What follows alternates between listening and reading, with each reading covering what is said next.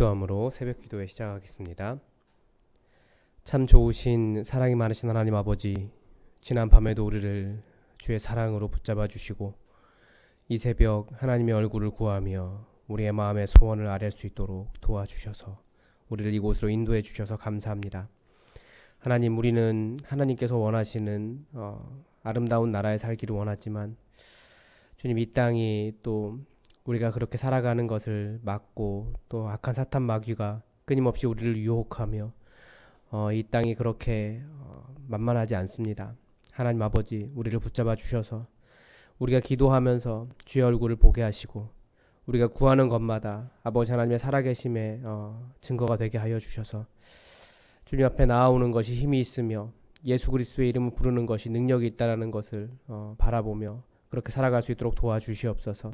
삶의 어려움을 만날 때마다 주님께서 대안이 되어 주시고 우리의 힘과 능력이 되어 주시옵소서.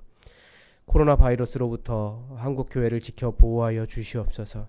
하나님, 교회가 참 어려움 가운데 있습니다.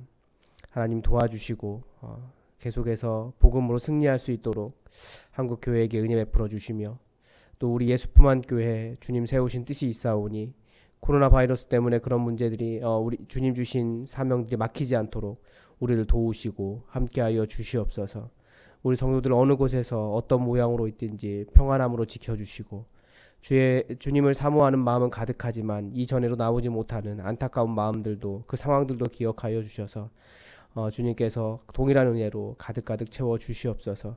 이 교회로 정말 춘천 땅에 세워진 이유를 온전히 알게 하시며 그 뜻을 드러낼 수 있도록 우리와 함께하여 주시옵소서. 주의 말씀을 사모합니다. 주의 말씀을 사모하는 영혼들마다 따스한 주의 음성을 들려주시고 정말 우리가 붙잡고 살아가야 될 하나님의 말씀을 깨달아 알 수 있도록 도와주시옵소서.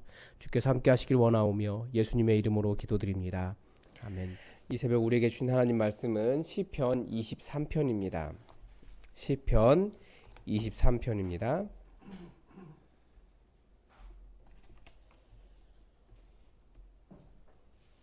시편 23편의 말씀 다 함께 하나님의 말씀을 받들어 읽겠습니다. 여호와는 나의 목자시니 내게 부족함이 없으리로다. 그가 나를 푸른 풀밭에 누이시며 쉴 만한 물가로 인도하시는도다. 내 영혼을 소생시키시고 자기 이름을 위하여 의의 길로 인도하시던도다. 내가 사망의 음침한 골짜기로 다닐지라도 해를 두려워하지 않을 것은 주께서 나와 함께 하심이라. 주의 지팡이와 막대기가 나를 안위하시나이다. 주께서 내 원수의 목전에서 내게 상을 차려주시고 기름을 내 머리에 부으셨으니 내 잔이 넘치나이다. 내 평생의 선하심과 인자하심이 반드시 나를 따르리니 내가 여호와의 집에 영원히 살리로다. 아멘. 저는 감사하게도 제 신대원 동기들 중에서 비교적 빠르게 담임 목회로 나왔습니다. 제 앞에 한 세대라고 하기는 그렇고 한 텀 앞에 그 선배 목사님들은 어린 나이에 담임을 나가는 게 좀 40 초반에 담임을 나가는 게 유행이었는데 어린 사람이 담임을 나가다 보니까 교회와 마찰이 있더라. 그래서 점점 그 담임 목회를 나가는 나이가 늦어지고 있습니다. 그래도 저는 여러분들이 저를 선택해 주셔서 제가 빠르게 담임 목회를 나왔고 더구나 더 감사한 것은 이 부임 1년도 되지 않아서 이렇게 100여 명의 성도가 되는 엄청나게 큰 교회를 이루었다라고 말할 수는 없고요. 그런 교회에 담임이 되었습니다. 제가 한 것은 정말 아무것도 없죠. 그런데 여러 아는 사람들과 이야기하다 보면 사람들이 자꾸 부럽다라는 이야기를 하는 거예요.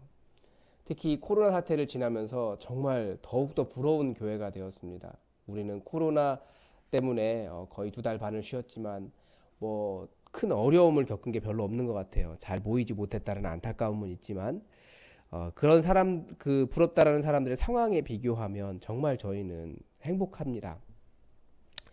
그런데 저는 저에게 부럽다고 말한 사람들, 그렇게 부럽다고 말한 사람들이 몇몇이 있는데 제가 그들에게 오히려 반문하고 싶은 거예요. 정말 부럽냐고. 제가 보기에는 그렇게 말한 사람들이 부럽지는 않더라도 저는 그런 사람들처럼 못 살아봤는데라고 하는 그런 마음이 있습니다. 보니까 다들 저는 목회를 연구하고 성경을 공부하고 어떻게 교회를 세울 수 있을까를 고민하고 그런 세미나를 다니고 할 때 보니까 다들 외국 나가고 뭐 여행 다니고 맨날 페이스북에 올라온 거 보면 뭐 너무 부러운 거예요. 그런 사람들이. 뭐 여러 가지 이야기할 게 많이 있지만 뭐 얘기할 수는 없고요. 그러니까 저는 살아가는 모든 순간을 사실 고민 없이 어떤 스트레스 없이 별로 누려보지를 못했습니다. 그러니까 인생은 짧아도 험악한 인생을 살았다라고 저도 말할 수 있는 사람이에요. 갑자기 눈물이 나려고 하네요. 그래서 사실은 저는 항상 하나님이 많이 원망스러운 사람이었습니다. 여호와는 나의 목자시니 내가 부족함이 없으리로다. 내게 부족함이 없으리로다. 그가 나를 푸른 풀밭에 누이시며 쉴만한 물가로 인도하시는도다. 하나님께서 정말 나를 부족함 없이 푸른 풀밭으로 쉴만한 물가로 인도하신 적이 없는 것 같기 때문에 저는 좀 이런 말씀을 읽을 때 약간 하나님 정말 그러십니까? 그런 생각을 많이 했습니다. 그런데 시간이 지나고 제가 기도하면서 제 기도가 달라지면서 말씀을 보는 눈이 달라지면서 깨닫기 시작하는 것이 있습니다. 저에게는 부족함이 많았고 푸른 풀밭에 사는 것 같지도 않았고 물가에서 고즈넉하게 쉬어본 적도 없는데 최근에 있습니다. 이 춘천에 와서 보니까 강이 많이 보이더라고요. 강이 보이는 카페 가보니까 쉴만한 물가더라고요.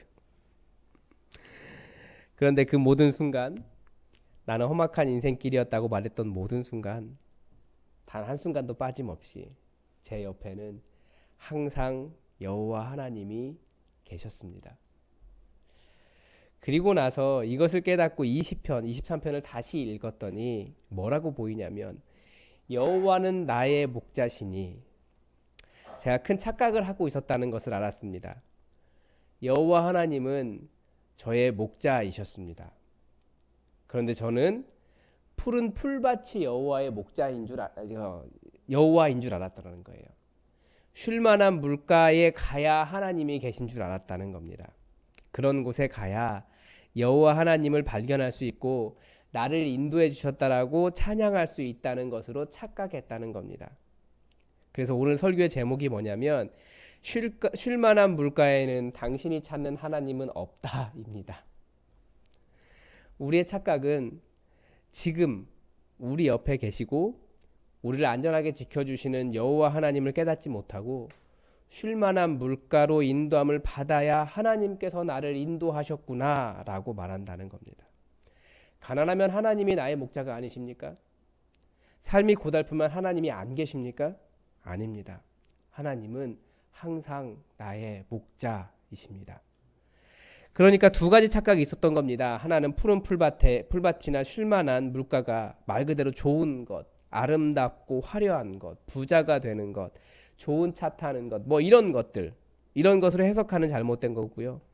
또 하나는 지금 그런 것을 누리지 못하고 있을지라도 여호와 하나님이 나의 목자이시기 때문에 나와 함께 하시고 나를 인도하고 계신다라는 것을 제대로 믿지 못했다라는 겁니다. 푸른 풀밭과 쉴만한 물가가 어디입니까? 3절은 그곳이 어디인지 가르쳐 줍니다. 내 영혼을 소생시키시고 자기 이름을 위하여 의의 길로 인도하시는도다.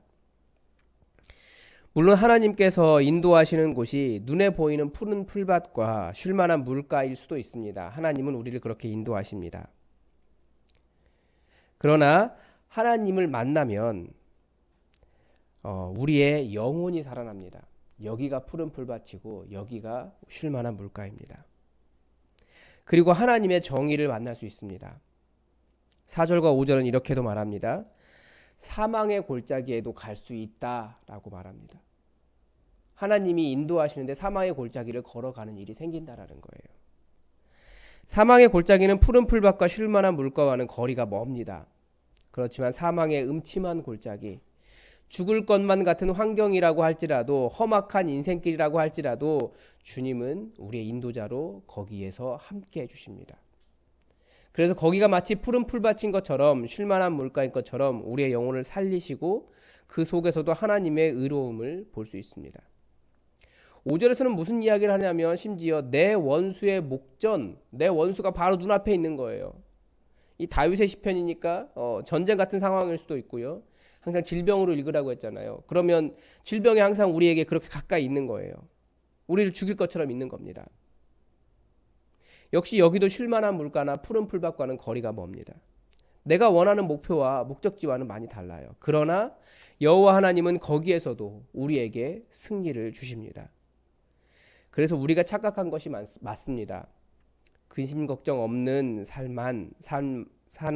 근심 걱정 없이 사는 것만 하나님께서 인도해 주시는 것이 아니라 하나님은 근심 걱정이 너무 많아서 사망의 음침한 골짜기와 같고 원수가 눈앞에 있다고 할지라도 지팡이와 막대기로 인도하시고 하나님의 은혜로 우리를 채워주시는 분이십니다. 그래서 주의 지팡이와 막대기는 항상 우리에게 은혜가 됩니다. 주의 지팡이와 막대기는 우리를 인도하시는 하나님의 따스한 손길이라고 생각이 되지만, 그런데 우리가 목동이 되어서 한쪽 손에는 막대기를 들고 한쪽 손에는 지팡이를 들고 있는 목동이라고 생각을 해보십시오. 그러면 주로 양을 인도하기 위해서 이걸 가지고 어떻게 하는 겁니까? 때려요. 맞는 양은 아파요. 그런데 그렇게 아파서 이리저리 피하면서 움직이는 것이 여호와 하나님께서 인도하고 계시는 순간이라는 겁니다. 그리고 잘 알다시피 이스라엘의 목자의 지팡이는 어떻게 됐습니까? 끝이 이렇게 굽어져 있어요. 왜 이렇게 굽어져 있는지 아십니까? 그런 아마 그림을 보신 적이 있을 거예요. 어린 양이 절벽에 떨어져서 울고 있으면 목자가 그걸 가지고 어린 양을 이렇게 채서 이렇게 오는 겁니다. 그러면 그 구부러진 것이 양의 어디에 걸리겠습니까? 몸통에 걸리면 애가 버둥거리다 빠지기 때문에 주로 목을 걸어서 옵니다. 그러면 양은 어떻게 되겠습니까? 목에 걸리니까 목자가 자기를 살려주는 것도 모른 채 양은 죽겠다고, 숨도 못 쉬겠다고, 답답하다고 발버둥치고, 나름 양의 입장에서는 살려주세요 하고 하나님께 부르짖듯이 매거리고 있지 않겠습니까? 저 좀 살려주세요 부르짖지 않겠습니까? 그 양의 입장에서는 하나님 어디 계시냐고, 저 죽을 것 같다고 기도하지 않겠습니까? 그런데 사실 바로 그 답답한 것이 오히려 하나님께서 살려주시는 순간이라는 거예요. 하나님의 인도하심은 막대기처럼 아플 수 있습니다. 그러면서 내가 원하지 않는 길로 인도하실 수 있습니다. 내가 가려는 길보다 돌아갈 수도 있습니다. 그러나 그게 하나님의 선하신 인도하심이기에 우리는 우리의 영혼이 살아나는 곳에 이를 수 있습니다. 하나님이 함께 하시는 거예요. 답답하실 수 있습니다. 어쩌면 그게 하나님께서 절벽에 떨어진 우리를 끌어올리기 위해 하나님의 지팡이로 우리의 목을 채신 상황일 수도 있습니다. 그 답답함을 견뎌야 살 수 있습니다. 아파도 답답해도 우리가 끝까지 신뢰하는 것이 무엇입니까? 여호와는 나의 목자이시다라는 겁니다. 그렇기 때문에 내게 부족함이 없고 나를 결국 하나님께서 원하시는 푸른 풀밭으로 쉴만한 물가로 인도하셔서 먹이시고 채우신다는 것을 믿으시기 바랍니다. 내가 생각한 풀밭이 아니라고, 내가 목표한 물가가 아니라고 하나님이 인도하지 않으셨다고 생각한다면 그것이 믿음 없는 겁니다. 여호와 하나님이 여러분의 목자이십니다. 하나님의 선하심과 사랑은 여러분은 절대 떠나신 적이 없습니다. 이 가난과 이 질병과 이 고통과 이 외로움과 이 연약함이 하나님의 선하심과 사랑의 결과입니까? 맞습니다. 하나님께서 나의 목자로 나와 함께 하시고 나를 인도하시기 때문에 하나님께서 또 그 모든 상황을 이길 수 있도록 우리를 인도하시고 지금 우리의 영혼을 살리시려고 하시는 겁니다. 어제도 말씀드렸지만 우리에게 고난이 없는 것이 아니라 하나님이 계시기 때문에, 여호와 하나님이 계시기 때문에 모든 고난을 이길 수 있습니다. 여호와 하나님의 선하심과 사랑 때문에 우리는 반드시 모든 어려움과 고통을 이기고 사망의 골짜기를 통과하고 여호와의 집에 영원히 거하는 기쁨이 있을 겁니다. 기도하겠습니다. 하나님, 우리는 세상의 형통함, 또 악한 자의 형통함을 보면서 우리의 모습이 너무나 초라하고 하나님의 인도하심이 없다라고 착각할 때가 있습니다. 하나님, 그러나 하나님께서 인도하셔도 사망의 음침한 골짜기를 거닐 수 있으며 원수를 경험할 수 있습니다. 눈앞에 마주칠 수 있습니다. 하나님, 그러나 하나님께서 우리의 목자이시기 때문에 우리를 안전하게, 우리 영혼이 짓눌려 죽을 것만 같은 상황 속에서도 우리의 영혼을 소생시키시는 하나님 계시다라는 것을 우리가 더욱더 믿음으로 바라보며 우리가 하나님 때문에 얼마나 행복하고 복된 인생을 살아가고 있는지 다시 한번 깨닫게 하여 주시옵소서. 답답하고 힘든 것 때문에 발버둥치고 있을 때라도, 나는 아프다고 소리치고 있을 때라도, 그렇게 내가 원하는 목적지에 다다르지 못하는 상황을 경험한다 할지라도 하나님의 지팡이와 막대기가 나와 함께하고 있다는 것을 기억하며 하나님의 선하신 인도하심 신뢰하고 더욱더 온전한 믿음으로 아버지 앞에 설 수 있도록 도와주시옵소서. 우리를 인도하여 주시옵소서. 우리를 이기게 하여 주시옵소서. 주님, 정말 하나님의 살아계심에 증거되기를 원하오니 그렇게 우리의 모든 삶을 아버지께 맡기오니 하나님의 가장 좋은 것으로 도와주시고 인도하여 주시옵소서. 주님의 은혜를 기대하오며 예수 그리스도의 이름으로 감사하며 기도드립니다. 아멘. 우리 다 함께 교회 공동의 기도 제목 가지고 함께 기도해 주시기 바랍니다. 지금 어제 보니까 교회에 코로나 바이러스 걸리신 분들이 몇 분 계시고, 또 우리 교회 말고요. 네, 그래서 교회 판정 받으신 지 4일 만에 돌아가신 분도 계시고, 교인 중에서 그런 상황입니다. 그래서 코로나 바이러스로 인해서 더 이상 이 사회가 어려움을 겪지 않도록 여러분 기도해 주시기 바랍니다. 특별히 교회를 지켜달라고 기도해 주시기 바랍니다. 사람들이 신천지보다 더 과하게 반응하며 교회를 비난합니다. 교회가 그만큼 좀 경각심을 가지고 잘 지켜갔으면 좋겠습니다. 수칙들을. 그리고 교회 못 오시는 어르신들을 지켜달라고 우리 기도합시다. 특별히 어르신들이기 때문에 나이가 더 많으신 분들이 많습니다. 위험하시기 때문에 안전하게 지켜주시고 외롭지 않도록 지켜달라고 기도해 주시고, 또 직장 문제 때문에도 많은 아이들을 만나야 되기 때문에 교회에 오는 것 자체가 긴장인 분들이 있어요. 특히 교사들, 어린이집 교사들 우리 교회에 몇 분 계신데 그분들도 지켜달라고 우리 기도합시다. 그리고 이번 주 다음 주가 되면 다시 학교가 개학을 합니다. 어떻게 그 많은 아이들을 통제할 수 있을까를 걱정을 하고 있는데 학교 개학해도 그런 코로나 바이러스에 어려움 생기지 않도록 기도해 주시고 속히 이 치료제가 개발될 수 있도록 우리 함께 하나님께서 우리에게 지혜 주시도록 기도했으면 좋겠습니다. 그리고 계속해서 우리 이정순 집사님과 그 아드님을 위해서 기도해 주시기 바랍니다. 우리 다 함께 기도하겠습니다.